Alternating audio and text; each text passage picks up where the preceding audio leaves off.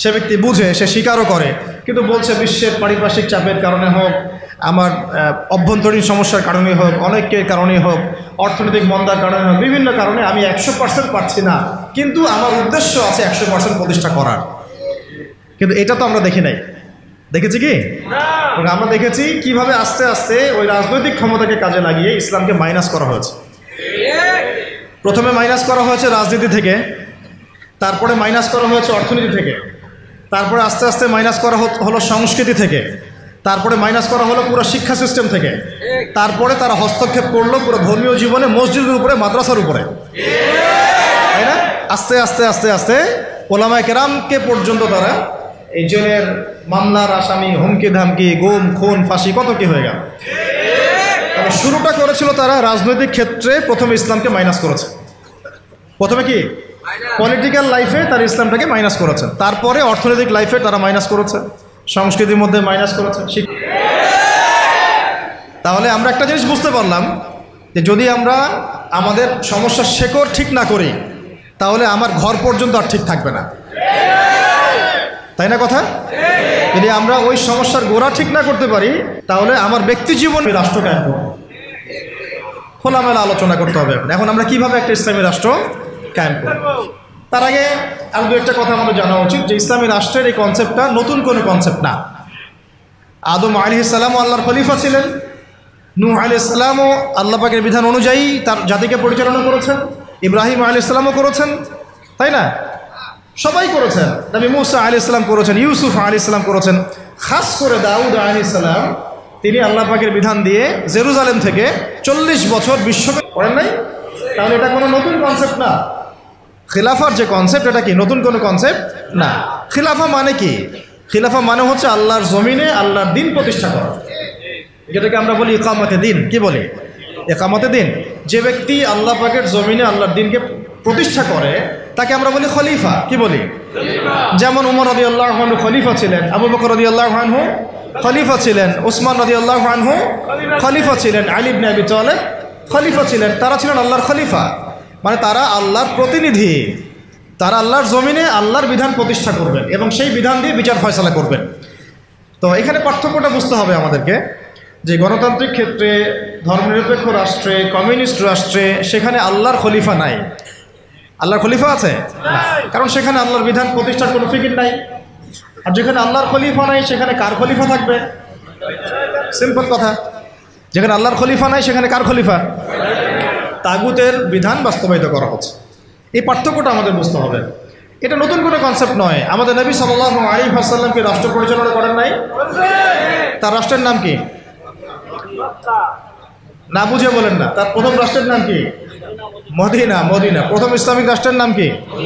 Medina. তারপরে মদিনাকে ভিত্তি করে আস্তে আস্তে আস্তে তিনি মক্কা বিজয় করেছেন। প্রথম ইসলামিক স্টেটের নাম কি? মদিনাতুল মুনাওয়ারা। তো সেখানে কি অন্য ধর্মের মানুষ ছিল না? তাদের অধিকার রক্ষা করা হয়েছে না? তাদের সাথে সনদ হয়েছে না? ইহুদিরা চুক্তি ভঙ্গ করেছে, তখন আমরা আক্রমণ করেছি। কারণ গাদ্দারদের কোনো ক্ষমা নাই। আমরা এই আমাদের অভ্যুত্থান, অভ্যুত্থানের পরে আমরা হয়তো ওই ভারতীয় দালালদেরকে মাফ করে দিচ্ছি, অনেকে গা ঢাকা দিচ্ছে, অনেক খুনের বিচার হচ্ছে না, আমরা অনেক ছাড় দিচ্ছি আর কি। কিন্তু নবী সাল্লাল্লাহু আলাইহি ওয়াসাল্লামের সুন্নত এটা নয়। তার সুন্নত হচ্ছে জালেমের উপর দয়া, মানে হচ্ছে মাজলুমের উপর খেয়ানত। জালেমের উপর মারহামাত, মাজলুমের উপরে কি? খেয়ানত। নবী সাল্লাল্লাহু আলাইহি ওয়াসাল্লামের সাথে গাদ্দারি করেছে বনু কাইনুকা, নবীজি বের করে দিয়েছেন।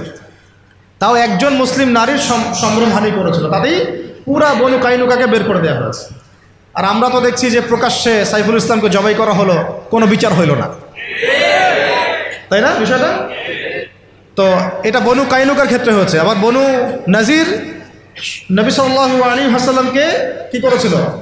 উপর থেকে এই যে আপনার চাকতি বুঝেন, চরকি যেগুলো বলে, কি জানি বলে, জাতা যেগুলোতে ধান পিষত আগেকার মানুষ, এইগুলো উপর থেকে ফেলে আল্লাহর নবীর মাথায় ফেলতে চেয়েছিলেন সাল্লাল্লাহু আলাইহি ওয়াসাল্লাম।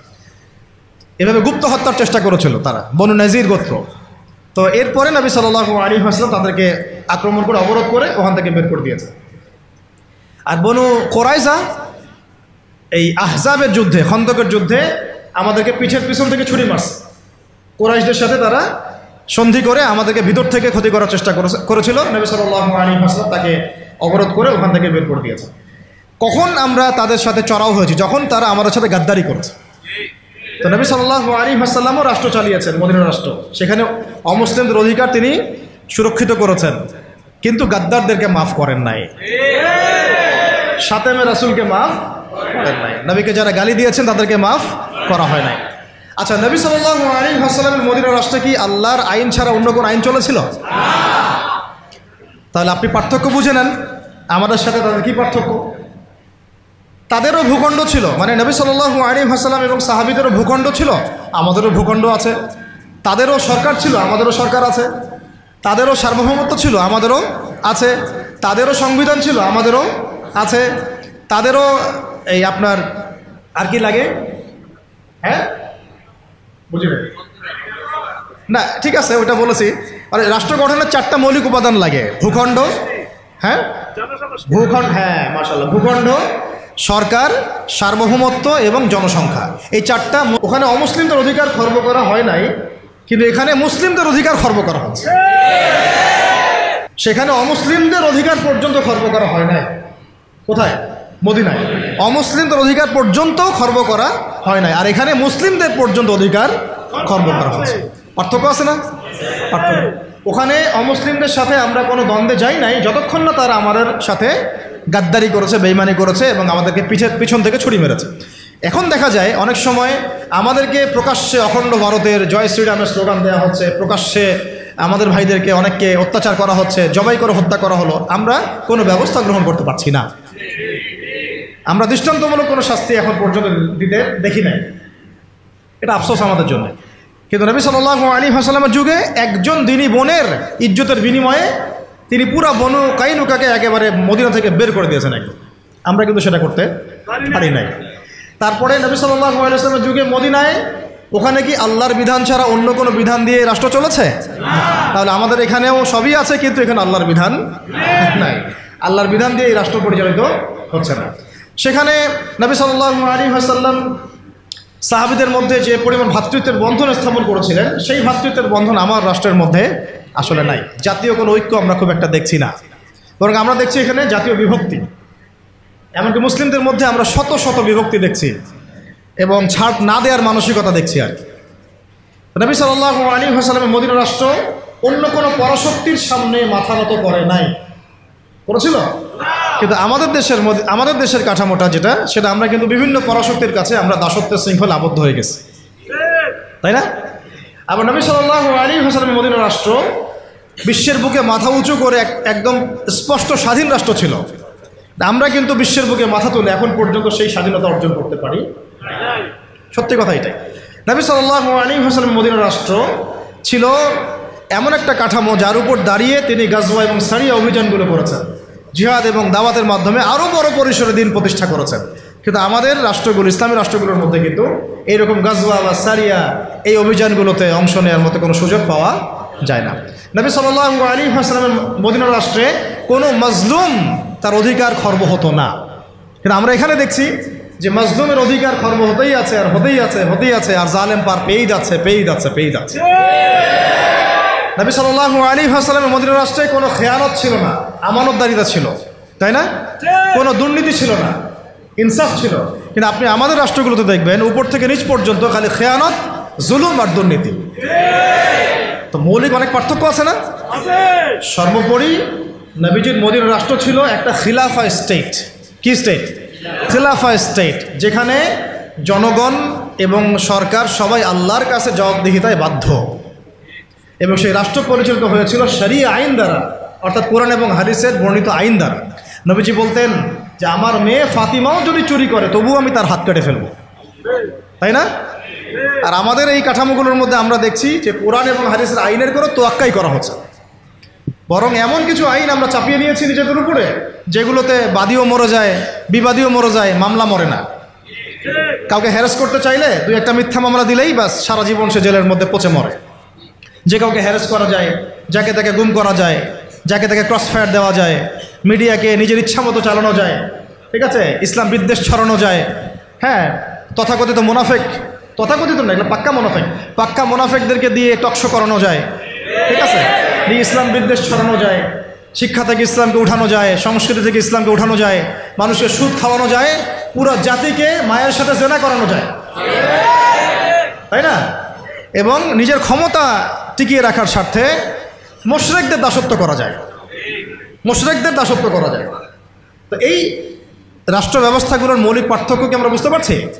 যে মদিনা রাষ্ট্র কীরকম একটা পবিত্র এবং প্রামাণ্য একটা রাষ্ট্র ছিল, স্বতন্ত্র স্বাধীন সার্বভৌম একটা রাষ্ট্র ছিল, যে রাষ্ট্র এবং জনগণ আল্লাহ ছাড়া কাউকে ভয় করতো না, তাই না? এবং সেই রাষ্ট্রটাকে ভিত্তি করে নবী সাল্লাল্লাহু আলাইহি ওয়াসাল্লাম দাওয়াত এবং জিহাদের মধ্য দিয়ে আস্তে আস্তে রাষ্ট্রের আয়তন বাড়িয়েছেন, জনসংখ্যা বেড়েছে, ইসলাম প্রসারিত হয়েছে। এবং যেই মক্কায় 13 বছর আমরা জুলুমের শিকার ছিলাম, সেই মক্কা আমরা বীরের বেশে জয় করলাম, তাই না? শুধু কি সেখানেই থেমে গেলাম? সেখানে সেটাকে ভিত্তি করে আবার আবু বকর রাদিয়াল্লাহু আনহু, ওমর, ওসমান, আলী 4 খলিফার যুগে ইসলাম অর্ধেক বিশ্ব পর্যন্ত ছড়ায় গেল। একদম ওই আপনার স্পেন থেকে, পর্তুগাল থেকে নিয়ে চায়না পর্যন্ত, এদিকে আপনার কি বলবো আফ্রিকা থেকে নিয়ে একেবারে সাইপ্রাস থেকে শুরু করে আফগানিস্তান, পাকিস্তান, সিন্ধু পর্যন্ত পুরো কন্টিনেন্টটা ইসলামের ছায়াতলগত হলো না 4 খলিফার সময়? ওই খেলাফা রাষ্ট্রের উপর দাঁড়িয়ে হয়েছে। ওটা আমাদের ইতিহাস, এটা আমাদের শেকড়, আমরা এই জাতি ছিলাম। সেখান থেকে আমরা কোথায় আসছি একটু চিন্তা করতে পারছেন? পুরো রাষ্ট্র ব্যবস্থার মধ্যে দুর্নীতি, অনিয়ম, জুলুম, খেয়ানত, মানে মাজলুমের অধিকার খর্ব করা, হ্যাঁ, আইনের সুশাসন নিশ্চিত না হওয়া, একেবারে জোরজার মূল্যোক্তার, জ্ঞানীদেরকে মূল্যায়ন না করা, মূর্খদের রায় নিয়ে রাষ্ট্র পরিচালনা করা, হ্যাঁ, এবং আল্লাহ বিরোধী আইনগুলোকে হালাল করে নেওয়া, আল্লাহর হালালকে হারাম করে নেওয়া, আল্লাহর হারামকে হালাল করে ফেলা, হ্যাঁ, তাগুতি বিধান চাপিয়ে দেওয়া, ইসলামকে সংকুচিত করা, ইসলাম বিদ্বেষ ছড়ানো। কি করি নাই আমরা? কি করি নাই আমরা? মূল কথা হচ্ছে আমরা ইসলামটাকে শুধু ব্যক্তি জীবনে ওই ইহুদি খ্রিস্টানদের মতো, ওরা যেমন গির্জায় প্যাগোডায় ধর্মকে সংকুচিত করেছে, ওই রকম আমরাও চেয়েছি যে ইসলামকে মসজিদের মধ্যে ঢুকায় তালা মেরে রেখে দেব, বাইরে ইসলামকে আমরা আসতে দিব না, তাই না? এটার বাস্তব রূপরেখা আমরা দেখেছি এই সেকুলার রাষ্ট্রগুলো। তো এখন যদি আমরা এগুলো থেকে কোনো শিক্ষা নিয়েই থাকি, তাহলে আমাদের আগে জানা উচিত যে ইসলামী রাষ্ট্র ব্যবস্থায় সুবিধা কি, অসুবিধাগুলো কি, এবং এখানে আমাদের ভূমিকাটা কি। নাকি আমরা আসলে চাই এভাবেই চলতে থাক? আসলে সিদ্ধান্তে আসে নাকি? আপনারাই বলেন তো, আসলে কি এভাবেই চলতে থাকা উচিত? দেখেন, এভাবে যদি চলতে থাকে, আমি আপনাদেরকে গ্যারান্টি দিচ্ছি, আল্লাহ না করুক, যদি এইভাবে চলতে থাকে, তাহলে ব্যক্তি জীবনেও আপনি ইবাদত করার স্বাধীনতা হারাবেন। ইভেন আমরা তো আশঙ্কা করছিলাম যে কোন দিন জানি দাড়ি রাখার নিষেধাজ্ঞা চালু হয়। আপনারা কি তুরস্কের ইতিহাস পড়েছিলেন? যখন তুরস্ক প্রথম বিশ্বযুদ্ধে অটোম্যানরা যখন মানে ফার্স্ট ওয়ার্ল্ড ওয়ারে অংশ নিয়েছিল, হেরে গিয়েছিল, মোস্তফা কামাল আতাতুর্ককে ক্ষমতায় বসানো হয়েছিল, তখন আজান বন্ধ হয়ে গিয়েছিল, মাদ্রাসা বন্ধ হয়ে গিয়েছিল, মসজিদ তালা মারা হয়েছিল, দাড়ি রাখা নিষেধ করা হয়েছিল। এমন কোনো জুলুম নাই তখন করা হয় না। তো এভাবে যখন ইসলামকে রাজনৈতিক অঙ্গন থেকে সরিয়ে ফেলা হয়, তখন আস্তে আস্তে ইসলাম ব্যক্তি জীবন থেকে উঠে যায়, উঠিয়ে দেওয়া হয়। একটা সহজ সরল বিষয়, আমার কাছে যদি এই পুরো মিরপুর এলাকার, ধরেন অন্য কথা বাদ দিলাম, পুরো মিরপুর এলাকার অথরিটি যদি আমার কাছে থাকে, এবং আমি যদি একজন স্বাধীন শাসক হই মিরপুরের, ফর এক্সাম্পল, একটা এক্সাম্পল দিচ্ছি, যে এই মিরপুর অঞ্চলটুকুর স্বাধীন শাসক একজন আমি, ধরেন XYZ, বা আপনি আব্দুর রহমান, ওয়েবার নিউজ। এখন আপনার অথরিটি আছে, আপনি চাইলে আপনার এলাকার সব মদের বার বন্ধ করতে পারেন, সব জুয়ার আসর আপনি বন্ধ করতে পারেন, আপনি আপনার এখানে প্রশাসনিক বাহিনী দিয়ে এখানে জরিমানা করতে পারেন, আইনের সুশাসন নিশ্চিত করতে পারেন, আপনি এই এলাকার সমস্ত মসজিদকে আবাদ করতে পারেন, সমস্ত বক্তব্যে কোরআনের একেবারে কি বলবো, কোরআনের শিক্ষা প্রচার প্রসার আপনি বাস্তবায়ন করতে পারেন, প্রত্যেকটা মাদ্রাসাকে আপনি আরও উন্নত করতে পারেন, এমনকি ওলামায়ে কেরামদেরকে ভাতা দিতে পারেন, তাই না? তাদেরকে আপনি উন্নত জীবন দিতে পারেন, তাদেরকে জুলুমের হাত থেকে বাঁচাতে পারেন। মানে এক কথা, এই এলাকায় আপনি আল্লাহ এবং তার রাসূলের বিধানকে বাস্তবায়ন করতে পারবেন, সমস্ত জুলুমের শেকড় উপড়ায় ফেলতে পারবেন। কিন্তু যদি এই এলাকার শাসন ক্ষমতা আপনার হাতে না থাকে, আমি যদি একটা সাধারণ মানুষ হই, তাহলে আদৌ কি আপনি এগুলো করতে পারবেন? এই সহজ কথাটা আমরা বুঝি না। অনেকেই আমরা আমাদের কাপুরুষতার কারণে ঝুঁকি নিতে হবে এখানে, এই কারণে এখানে জীবন যাওয়ার সুযোগ আছে, এই কারণে এই কথাগুলো বলাও আমরা ছেড়ে দিয়েছি। বিগত 15 বছরে কিন্তু এগুলো খুব একটা বলাও হয় নাই, বা যারাই বলতে চেষ্টা করেছেন তাদেরকে উঠিয়ে নেওয়া হয়েছে। আর এটা আল্লাহ পাকের রহমত যে আমরা এখনো বেঁচে আছি। বাঁচার তো কথা ছিল না, বাঁচার কথা কিন্তু ছিল না। আল্লাহ পাক তার দিনকে তার জমিনে প্রতিষ্ঠা করার জন্য, প্রসার করার জন্যই হয়তো আমাদেরকে রেখেছেন, অন্য কোনো উদ্দেশ্য নাই আমাদের এখানে। তো এখন আমরা যদি এই সুযোগকে কাজে না লাগাই, যদি আমরা সবাই মিলে এই সুযোগকে কাজে না লাগাই, তাহলে কে জানে আবার 10-20 বছর পরে বা 5 বছর পরে, আল্লাহ না করুক, যদি আরও বড় কোনো জালেম চেপে বসে, তাহলে না থাকবে আমাদের কোনো দেহ, আর না থাকবে আমাদের কোনো গর্দান। আর যদি আমরা এখনই সংশোধন হতে পারি এবং আমাদের ইসলামটাকে আস্তে আস্তে ব্যক্তি পর্যায় থেকে নিয়ে সমাজে, অর্থনীতির মধ্যে, রাজনীতির মধ্যে নিতে পারি, ইনশাআল্লাহ এত সহজে তারা আমাদেরকে উৎখাত করতে পারবে না। পারবে? ইনশাআল্লাহ পারবে না। তো এই জিনিসটাই এখন বেশি আলোচনার দরকার। তাহলে এখন আসেন, একটা বিষয় একটু আপনাদের সামনে স্পষ্ট করতে চাই যে খালি পয়েন্টসগুলো বলবো, বিস্তারিত আপনাদেরকে বলতে হবে না, আপনারা বুঝতেছেন, আমি বুঝতে পারছি। শুধু পয়েন্টগুলো বলবো যে কি কি সুফল হতে পারে যদি একটা ইসলামিক রাষ্ট্র ব্যবস্থা আমাদের মাথার উপরে আসে, বা একটা ইসলামপন্থী গভর্নমেন্ট আমাদের মাথার উপরে আসে, তাহলে আমরা কি কি সুবিধা পাইতে পারি। অনেকে হয়তো মনে করেন যে এটা থাকলেও যা, না থাকলেও তা। তো অনেকে আবার এগুলো নিয়ে আলোচনা করেন না, বা করেন না, এতে করে এটা মাথা থেকে মাইনাস হয়ে গেছে। একটা বিষয় বুঝেন, এটা আসলে আমার একটা বুঝ আর কি, নিজের মতো করে বলছি আর কি। একটা বিষয় কি, একটা বিষয়ের অভিজ্ঞতা মানুষের না থাকলে সেই বিষয়টার মর্ম, এহমিয়ত কিন্তু মানুষ বুঝে। যেমন ধরেন, আমরা যারা এখনও কক্সবাজারে কেউ যায় নাই, তাকে আপনি যতই বলেন যে সমুদ্রটা এমন, সমুদ্রটা ওই রকম, সমুদ্রের পাড়ে দাঁড়ালে এমন হয়, ওইখানে এত এইরকম বাতাস থাকে, মেরিন ড্রাইভ রোডটা এইরকম, সে কিন্তু কল্পনায় আনবে, কিন্তু সে কিন্তু উপলব্ধি করতে পারবে না। বুঝতে পারছি কথা? সিমিলারলি আপনি শুনেছেন যে মদিনা এমন, মক্কা এমন, কখনো যান নাই, আপনি কিন্তু উপলব্ধি করতে পারবেন না। রাষ্ট্র ক্ষমতায় আমরা দাড়িটুপিওয়ালা মানুষরা সংখ্যাগরিষ্ঠতা নিয়ে, হ্যাঁ, একেবারে পুরা রুটির টুকরাটা আমরা কখনো পাইনি এ পর্যন্ত। পেয়েছি কি বিগত প্রায় 50, 60, 70 বছরে? তাহলে আমরা কিভাবে জানবো যে সেটার এহমিয়তটা কি, সেটার গুরুত্বটা কি, সেটা থাকলে আমরা কি করতে পারি? ওটা তো আমার অভিজ্ঞতা নাই, তো আমার কি নাই, আমার অভিজ্ঞতা নাই তো। কিন্তু দেখেন, সেকুলারদেরকে দেখেন, এই ডেমোক্রেটিক সিস্টেমে যারা আছে তাদেরকে দেখেন, তারা কেউ 5 বছর থাকছে, কেউ 10 বছর থাকছে, কেউ 15 বছর থাকছে। তারা বুঝেছে যে তার মজাটা কি, এবং সেটা থাকলে সে কী করতে পারবে। তারা তো কেউ আল্লাহর বিধানের জন্য সেখানে যায় নাই। কেউ গিয়েছে ধরেন যে 10 বছর লুটপাট করেছে, জুলুম করেছে, দুর্নীতি করেছে, বিদেশে টাকা পাচার করেছে, যে মেয়েটাকে পছন্দ হয়েছে উঠাই নিয়ে আসছে, ঠিক আছে, ধর্ষণের সেঞ্চুরি করছে, ওই ক্ষমতা কাজে লাগায় সে হল দখল করছে, জমি দখল করছে, ব্যাংক দখল করছে, কোম্পানি দখল করছে। সে ওই মজাটা বুঝছে আর কি, ক্ষমতার মজা কি, ওর অর্থে মজা বললাম আর কি, ঠিক আছে। সে বুঝতে পারছে যে হ্যাঁ, ক্ষমতা থাকলে আমার এই জিনিসগুলো আমি তো পাবো। এই জন্য দেখেন, 1000 বার মাইর খাইলেও, নেতাকর্মী জীবন দিলেও, সে ওই রাজনীতি থেকে সরে যায় না, তাই না? 10 বছর মাইর খায়, আবার আসে না, আমাকে চাইতে হবে, কারণ ওখানে কি মজা আমি তো জানি। ওইটা যদি একবার পাই তাহলে আমি আবার এইগুলা পাবো, তাই না বিষয়টা? তো ওদের একটা উদাহরণ দিয়ে বোঝালাম। এই জন্য দেখেন, তারা তাদের এই রাজনৈতিক মুভমেন্ট থেকে কখনো সরে যায় না। সরে যায় কখনো? যায়নি, যায় না, যাবেও না। কারণ তারা ওর অভিজ্ঞতা অর্জন করেছে, তারা ওই মজাটা বুঝেছে। কিন্তু আমরা কখনো ওখানে গিয়ে আল্লাহর বিধান কি কায়েম করতে পেরেছি? আমরা তো ওখানে গিয়ে ন্যায় বিচার, ইনসাফ, হ্যাঁ, তারপরে আপনার আল্লাহর বিধান, শরিয়া আইন, তারপরে হুদুদ, কিসাস, এই যে বিষয়গুলো আমরা তো বাস্তবায়ন করতে পারি নাই। আমাদের ওই অভিজ্ঞতাটা নাই তো, এই কারণে আমাদের মধ্য থেকে আলোচনা উঠে গেছে আস্তে আস্তে, খুব কম, লিমিটেড। কিন্তু আমরা যদি একবার ওখানে যেতে পারি, তখন দেখবেন আপনারাও বা আমরাও ওইটা ছাড়তে চাবো না। কারণ আমরা জানি ওখানে গেলে ইসলামকে কত বড় পরিসরে কায়েম করা যাবে ইনশাআল্লাহ, তাই না? আমরা ইসলামিক সেন্সে বলছি, আমরা ওখানে গেলে বুঝতে পারবো যে আমরা কত বড় পরিসরে ইসলামের খেদমত করতে পারবো ইনশাআল্লাহ।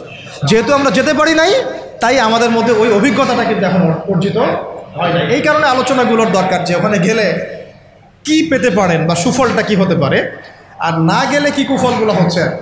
শুধু পয়েন্টগুলো বলবো। 1 নাম্বার, যদি একটা ইসলামিক সরকার আমাদের মাথার উপরে আসে এবং একটা ইসলামপন্থী রাষ্ট্র আমরা সামনে কায়েম করতে পারি, সামনে বলতে হতে পারে 5 বছর পরে, 10 বছর পরে যদি কায়েম করতে পারি ইনশাআল্লাহ, তাহলে সর্বপ্রথম আমরা পুরো দেশে সালাত কায়েম করতে পারবো।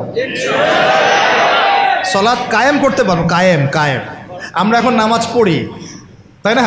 নামাজ কায়েম করি ব্যক্তি জীবনে, পারিবারিক জীবনে, কিন্তু আমরা জাতিগতভাবে কিন্তু নামাজ কায়েম করতে পারি না। আপনি তো চার্জ করতে পারছেন না। আমাদের মুরব্বী ওলামা কেরাম অনেকে এখানে আছেন যে কয়েক বছর আগেই মদিনায় যারা নামাজ পড়তো না, দোকান খোলা থাকতো না আমাদের সময়, তাদেরকে ধরে নিয়ে যাইতো না, গারামা দিত, গারামা জরিমানা, অনেকে তো পিটাইতো, জেলও দিত, অনেকে ওই মরুভূমিতে গিয়ে রেখে দিয়ে আসতো, হাইটা আয়তো শাস্তি। মানে নামাজ যদি রাষ্ট্র চায় তাহলে জনগণকে পড়াতে পারে। রাষ্ট্র যদি চায় জনগণকে মাস্ক পরাইতে পারে না? হ্যাঁ, তো রাষ্ট্র যদি চায় তাহলে জনগণকে নামাজও পড়াইতে পারবে ইনশাআল্লাহ। আর যারা বুঝে না তাদেরকে শিখাইতে পারবে, যারা নামাজ পড়তে জানে না তাদেরকে আমরা ইসলামিক সেন্টারে পাঠাতে পারবো, তরবিয়ত দিতে পারবো, ওলামায়ে কেরামের সোহবতে নিয়ে এসে শিখাইতে পারবো, তাই না? কিন্তু আপনি এটা রাষ্ট্রীয় উদ্যোগে এখন আর করতে পারবেন না। এটা ব্যক্তি জীবনে সীমাবদ্ধ হয়ে থাকে তখন। তো ব্যক্তি জীবনে থাকলে তো আপনি পড়লেও কি না, মানে পড়লে কেউ চার্জ করার নাই, না পড়লেও কেউ চার্জ করার নাই, এটা আপনার ব্যক্তিগত বিষয়ের সাথে নিসবত হয়ে গেল। কিন্তু জাতিগতভাবে কিন্তু নামাজ কায়েম হলো না। কিন্তু নবী সাল্লাল্লাহু আলাইহি ওয়াসাল্লাম কি মসজিদে কোনো সাহাবী না আসলে বা আসতে না পারলে খোঁজ দিতেন না? প্রাইমারি স্কুলে কোরআন শিক্ষা বাধ্যতামূলক করতে পারতেন না? হাই স্কুলে আরবি ভাষা শিক্ষা বাধ্যতামূলক করতে পারতেন, কোরআনের কিছু অনুবাদ তো বাধ্যতামূলক করতে পারতেন, সিলেবাসভুক্ত করতে পারতেন। অনার্স লেভেলে গিয়ে আমাদের এই ভাইরা তখন কোরআনের তাফসীর করতে পারতো, তর্জমা করতে পারতো, হাদিসের এরাব দিতে পারতো, এবারত পড়তে পারতো। তারা কি পারে? 95%ই পারে। মাস্টার্স লেভেলে গিয়ে তারা ইফতা দেওয়ার মতো যোগ্যতা হয়তো অর্জন করতে পারতো। আরও অনেক কিছু করা সম্ভব ছিল, কিন্তু এটা আপনি আর রাষ্ট্রীয়ভাবে এখন করতে পারছেন না। তাহলে একটা বিষয় হচ্ছে, দেখুন এক্সাম্পলটা বুঝেন, এখানে তো অনেক ফ্যাক্টরি আছেন আপনাদের এখানে, এটা দেখে মনে পড়লো আর কি উদাহরণটা, যে দেখেন ধরেন আমি একটা চাদর পরেছি, এখন এই চাদরটা ধরেন যে এক ভাই হাতে সেলাই করছে, 10 জন মিলে হাতে সেলাই করছে, 10টা চাদর উৎপন্ন হচ্ছে, আর এখানে একটা চাদর তৈরির ফ্যাক্টরি আছে, উৎপাদন কার বেশি হবে? ইসলামিক রাষ্ট্র হচ্ছে একটা ফ্যাক্টরির মতো কাজ করবে, যা ইসলাম আরও অনেক বেশি ছড়াই দিতে পারবে, যেটা ব্যক্তিগতভাবে অতটা সম্ভব হয়ে ওঠে না। দাওয়াতের মাধ্যমে হয়, দাওয়াতের মাধ্যমে ব্যক্তিগত ইসলাম হয়, মানুষ ফিরে আসে, কিন্তু বড় পরিসরে ইসলাম কায়েম হয় না। বরং আমরা ইসলাহের যত মেহনত করি, ওরা ওদের শয়তানি শক্তি দিয়ে ওইটাকে আবার নস্যাৎ করার চেষ্টা করে, তাই না? আমরা ইসলাহ করে মানুষকে আল্লাহর পথে ডাকার চেষ্টা করি, ওরা গান বাজায় দিল, কনসার্ট করাই দিল, পর্নোগ্রাফি চালু করে দিল, মেয়ে নাচাই দিল, আল্লাহ বিরোধী আইন 4টা-5টা চালু করে দিল, বাস আপনার মেহনতের উপর পানি পড়ে গেল, তাই না বিষয়টা? অথচ যদি আমরা একটা ইসলামিক স্টেটের দিকে যেতে পারতাম, ইসলামিক রাষ্ট্র ব্যবস্থার দিকে, তাহলে ওই ক্ষমতা আমাদের হাতে থাকতো যে তারা উপরের লেভেল থেকে ইসলাম বিরোধী কোনো শক্তিকে মানে আমাদের উপর চাপিয়ে দিতে পারত না। 1 নাম্বার হচ্ছে আমরা নামাজ প্রতিষ্ঠা করতে পারতাম জাতিগতভাবে, যেটা আমরা এখন পারছি না। 2, আমরা যাকাত কায়েম করতে পারতাম, যাকাত প্রতিষ্ঠা করতে পারতাম রাষ্ট্রীয়ভাবে। এটা মুসলিমদের জন্য বলছি, নামাজ এবং যাকাতের বিষয়গুলো। অমুসলিমদেরকে নিয়ে তো আমাদের এখন এভাবে ফিকির নাই, তারা আমাদের রাষ্ট্রে থাকবে, আমরা সহ অবস্থান করব, আমরা তাদের ধর্ম পালনে কোনো বাধা দিব না, আবার আমরা তাদের ধর্ম পালনের অংশও হব না। মানে না আমি মূর্তি ভাঙতে যাব, আর না আমি মূর্তি পাহারা দিব, আর না আমি মূর্তি গড়ে দিব। তারা লাকুম দীনুকুম ওয়ালিয়া দিন, তোমাদের দিন তোমরা পালন করো, আমাদের দিন আমরা পালন করব। এবং তোমরা আমাদেরকে জিজিয়া দিবা। কি দিবা? এই জিজিয়া কেন দিতে হবে? কারণ এই জিজিয়ার বিনিময়ে আমরা তাদের জান, মাল, সম্পদ, সন্তান সব কিছু নিরাপত্তার দায়িত্ব নেব, যেটা মদিনা রাষ্ট্রে ছিল। এটাকে বলা হয় যে তারা ইসলামিক রাষ্ট্রের মধ্যে আমাদের জিম্মায় থাকে, ওই জিম্মা শব্দও তো এরা বুঝে না, এরা মনে করে জিম্মা মানে মনে হয় জিম্মি, হ্যাঁ তাই না? বলে না যে জিম্মি করে ফেলছে। জিম্মি মানে তো একজনকে অন্যায়ভাবে আটকে রাখা, এটাকে জিম্মি। এই দেখেন আরবির যে কত অবস্থা খারাপ আমাদের দেশে। জিম্মি আর জিম্মা এটা কি এক হইল? জিম্মি হচ্ছে কি কাউকে অন্যায়ভাবে আটকে রাখা, আর জিম্মা মানে আপনার জান আমার জান, আপনার মাল আমার মাল, আপনার সন্তান আমার সন্তান, আপনার পরিবার আমার পরিবার। আপনি আমাকে জিজিয়া দিবেন, আপনার পুরো জান মাল ইজ্জত পরিবারের দায়িত্ব আমাদের। কেউ আপনাদের দিকে বাঁকা চোখে তাকাইতে পারবে। যদি তাকাইতে আসে কোনো মুসলমানও যদি আপনার উপর জুলুম করতে আসে, আমরা ওই মুসলমানের হাত কেটে ফেলে দেব যখন আপনার উপর জুলুম হবে। তখন যদি আপনি মাজলুম হন আর মুসলিম জালেম হয়, তাহলে আমরা তার বিরুদ্ধে ব্যবস্থা নিব। এটা হচ্ছে জিম্মাদারি। তো এরা দেখলাম যে এতটুকু বোঝে না। আমাদের একটা স্ট্যাটাস নিয়ে দেখলাম ভারতীয় একটা মিডিয়া এইসব অপপ্রচার চালাইছে আর কি, যে উনি বলছে যে অমুসলিমদেরকে জিম্মায় নিয়ে চলে আসবে। আরে ভাই, জিম্মা তো ভালো শব্দ। জিম্মা এত বড় শব্দ যে মানে আমার সন্তান যদি আপনার বিরুদ্ধে অন্যায় করে, আমি আমার নিজের হাতে সন্তানকে শাস্তি দিব, এটা হলো জিম্মা। যাই হোক, এটা তারা বুঝে না। এটা তাদের জন্যে না, এই সালাত এবং যাকাতের বিষয়টা কাদের জন্য না? মুসলিমদের জন্য। অমুসলিমদের জন্য এটা নয়। আমরা তাদেরকে দাওয়াত দিব। কি করব? তাদেরকে দাওয়াত দিব। যাকাত প্রতিষ্ঠা করা সম্ভব কিভাবে? আমরা রাষ্ট্রীয়ভাবে আমাদের যাদের নেশাব পরিমাণ সম্পদ হয়েছে, একেবারে তালিকাভুক্ত করে শুমারি করে একটা প্রশাসনের বাহিনীকে লাগিয়ে দিয়ে এইটাকে আমরা মানে উত্তোলন করতে পারি কিনা? নবী সাল্লাল্লাহু আলাইহি ওয়াসাল্লাম করেছিলেন কিনা? আবু বকর সিদ্দিক, ইবনুল খাত্তাব বিন আফফান, উসমান বিন আফফান, আলী ইবনে আবি তালেব, তারা করেন নাই? তখন কি এই যাকাতের অর্থগুলো গরিব মানুষের কাছে সমানভাবে বন্টন করা হয় নাই? যাকাতের 8টা খাতে। এবং তখন কি সমাজের মধ্যে গরিব মানুষের সংখ্যা বেশি ছিল না কম? একজনও খুঁজে পাওয়া যায় তো? ওয়াল্লাহি, এখনও যদি আমরা যাকাত ভিত্তিক অর্থ ব্যবস্থা চালু করতে পারতাম, তাহলে আমাদের সমাজেও কোনো গরিব মানুষ থাকতো না। আপনাদের যত ওই কমিউনিজমের মতবাদ আছে, আর ওই পুঁজিবাদ আছে, আর এই সমাজতন্ত্র আছে, হ্যাঁ, আর এই যে আরও যত মতবাদগুলো আছে, ওয়ার্ল্ড ব্যাংকের, IMF-এর, হ্যাঁ, ফেডারেল রিজার্ভ ব্যাংকের, এই সমস্ত মতবাদগুলোই ফেল করছে। মানবতার কল্যাণে তারা কিছুই করতে পারে না।